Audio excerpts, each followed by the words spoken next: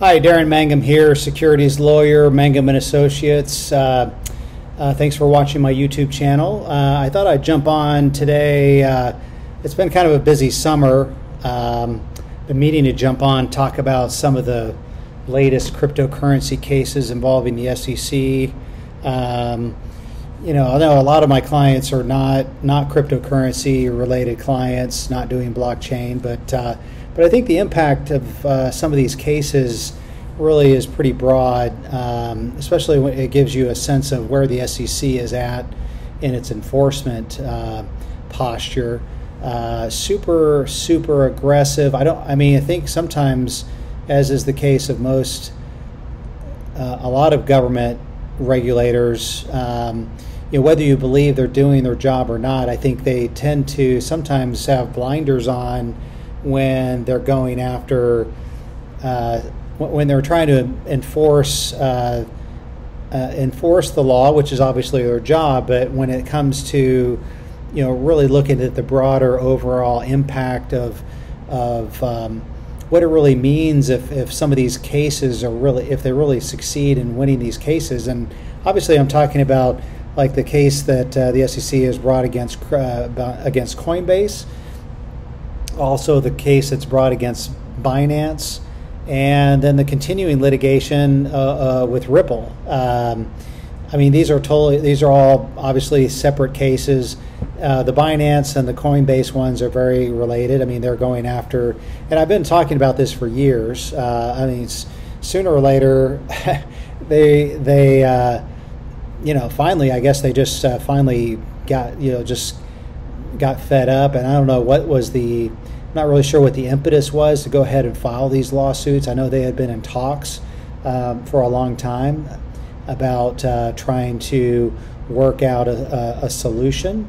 But you think about, when you see the egg that the SEC has on their face when it comes to the FTX debacle, all right? I think they don't want to get their pants handed to them if something similar were to happen to Coinbase, if something similar were to happen to Binance. And so I think they just decided, hey, it's better just to take the gloves off and go after them, which was pretty.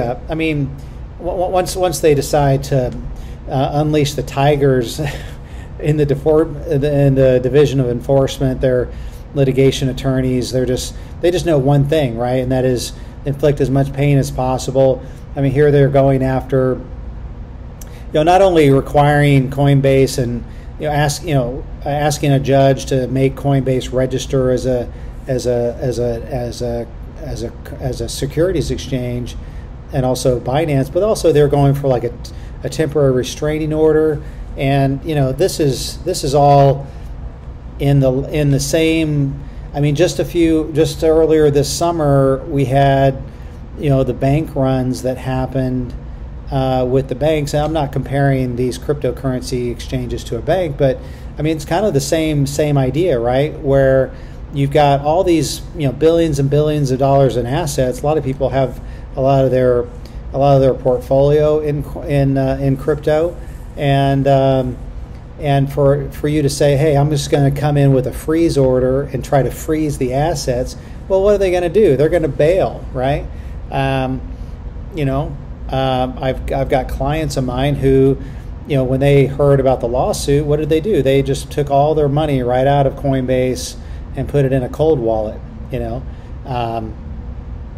to wait to see what happens, which I think was, financially a smart move. But when you look at the broader picture, what is the SEC really trying to accomplish? Really, I think they're just trying to assert their own authority and their own jurisdiction over the crypto space. You see the Commodity Futures Trading Commission, the CFTC, trying to assert their jurisdiction over it. And then, obviously, I think crypto probably deserves its own regulatory agency. Maybe you could, I don't know, that's just me thinking out loud, but you could create a cryptocurrency regulator that has a specialty focus in on, maybe you take some folks from the SEC. I'm not in favor of creating more and more government agencies for oversight, but It just seems to me that they're, I don't know, they're just trying to, obviously, it's like a turf war. They're trying to assert their jurisdiction. And, whereas I think that the big case, I think that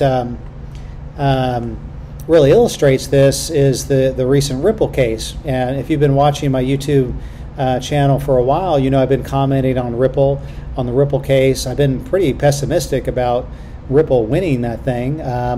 But sure enough, just last week, we had a federal judge, laid down a ruling that really kind of split the baby when it comes to, are cryptocurrency securities or not.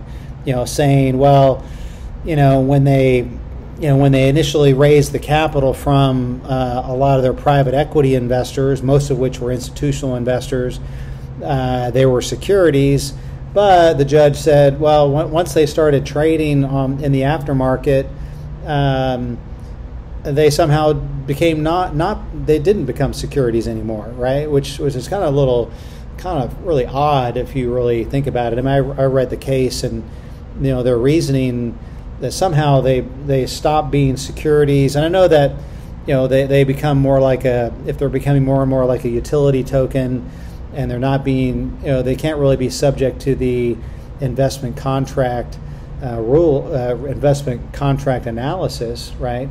Once they become trading on an exchange, they're no longer, you're no longer relying upon the efforts of a third party to generate a profit. I mean, I do think, you could, I think the SEC definitely argued it the other way, right? They said, no, well, that company still has to maintain that currency, still has to support it in order for it to have value. I mean, they're backing that token, right? So I don't see how it all of a sudden becomes not a security, right?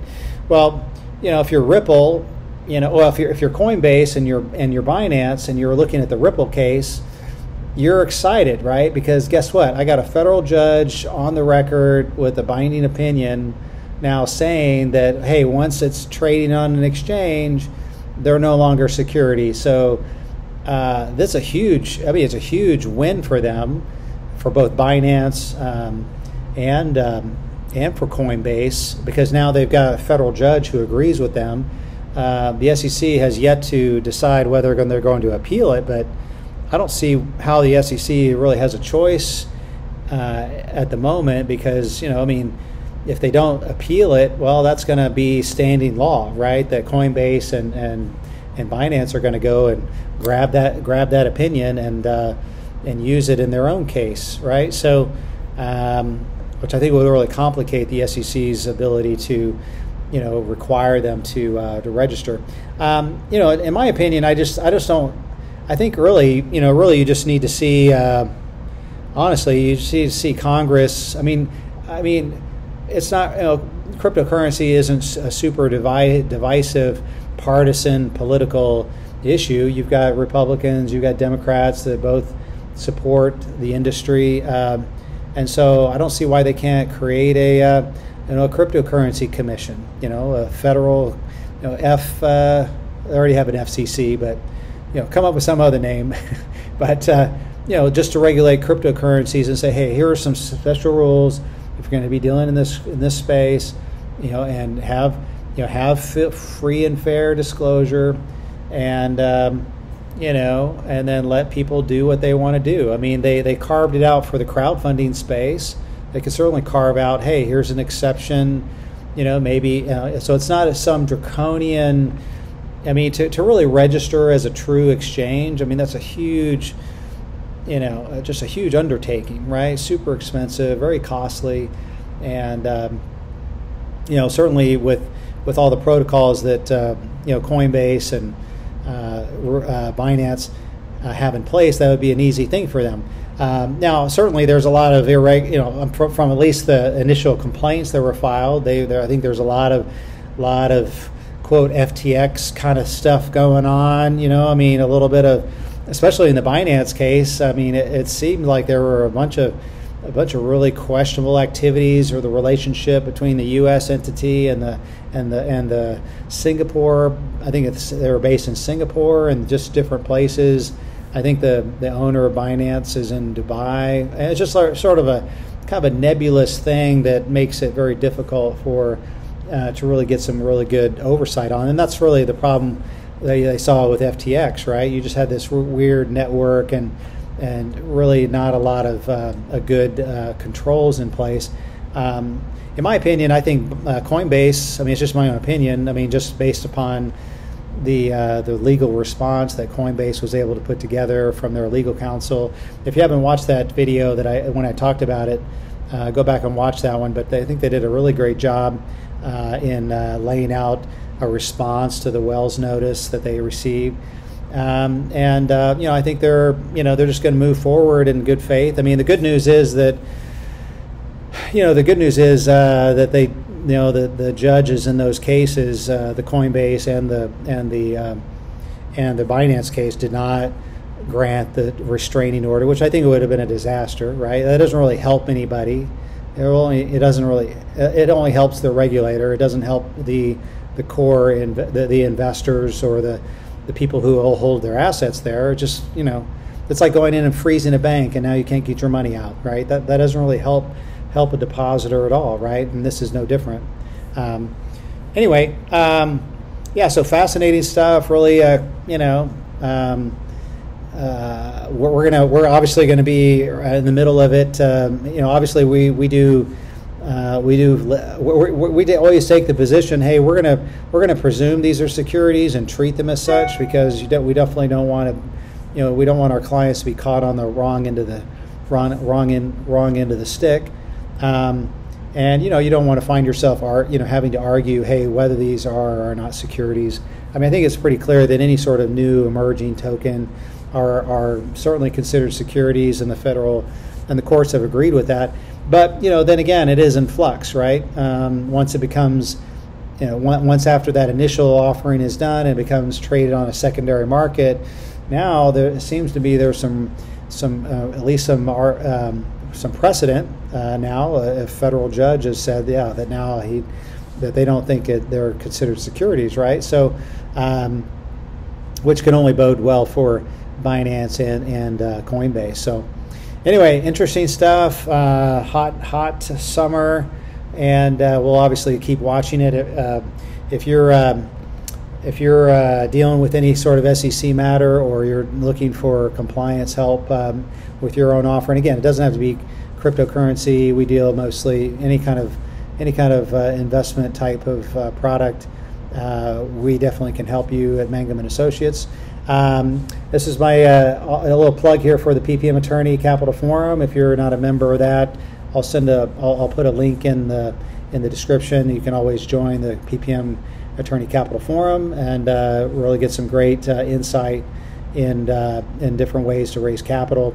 A little commercial there, but if we can help you in any way, feel free to reach out to me at mangumlaw.net.